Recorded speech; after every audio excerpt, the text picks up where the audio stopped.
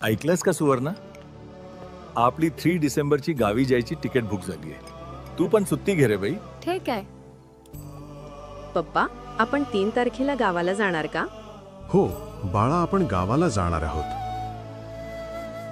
पण आता ना कुठला सण ना उत्सव, मग गावाला का जातोय आपण? अरे बाळा, आपल्या गावची सोनगावची विहिरीची पूजा आहे ना म्हणून. अच्छा, पण बाबा, माझे मित्र कोणीच त्यांच्या गावाला जात नाहीत. ही विहिरीची पूजा बाकी माझ्या कुठल्याच मित्राच्या गावात नसते, ही फक्त आपल्या गावातच का असते?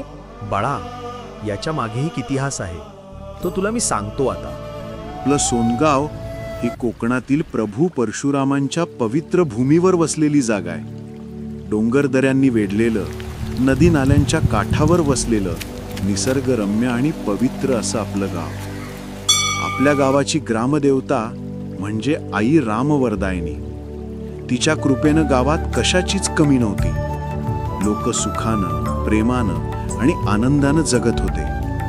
पिण्याचं पाणीही विपुल होतं. गावात एक मोठी विहीर होती, जिथून लोक दोरी बांबूनं पाणी काढून घराघरात नेत असत.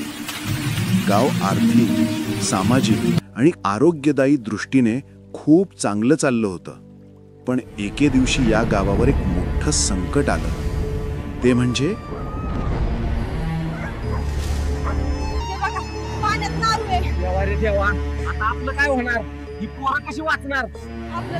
अशा प्रकारे त्या विहिरीत नारू नावाचा रोग पसरला आणि लोकांचं आरोग्य बिघडू लागलं. पिण्याच्या पाण्याचं कोणतंही साधन उरलं नाही. तेव्हा दुसरं काहीच मार्ग नसल्यामुळे तेव्हा गावकऱ्यांनी एकत्र येऊन आई रामवरदायिनी समोर प्रार्थना केली आणि एकत्र येऊन एक सार्वजनिक पूजा आयोजित केली आणि आईला आरत घालून नवस केला. हे आई रामवरदायिनी, झोलाई, मानाई, वडोत्री बाबा, जे आमच्या गावावर संकट आलाय, जो विहिरीत रोग पडला, तो बाय माझे पूर्णपणे नष्ट कर आणि तुझ्या सर्व लेकरांना यातून सोडव. आई माझे एवढं केलास तर आम्ही सर्व गाववाले तुझी दरवर्षी न चुकता सत्यनारायणाची पूजा घालू.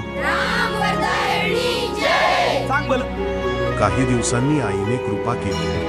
विहिरीतील जंतू नष्ट झाले, लोक पुन्हा निरोगी झाले आणि सगळं पूर्ववत सुरळीत झालं. त्या दिवसापासून गावकऱ्यांनी आपला नवस पूर्ण करत दरवर्षी वारीची पूजा म्हणजेच सत्यनारायणाची मोठी पूजा घालण्याची परंपरा सुरू ठेवली. हीच ती परंपरा आजही आपल्याकडे चालू आहे आणि आपल्यालाच ती पुढे टिकवायची आहे. कारण आई रामवरदायिनीने आपल्यावर उपकार केले आणि तिचे आभार मानणं हीच खरी भक्ती आहे. शरण तुला नाही मनी भाव तुझा, अवघे तुझेच दान रे ईश्वरा, खेळ रोज नवा, गोड मानून घे रंग पूजा.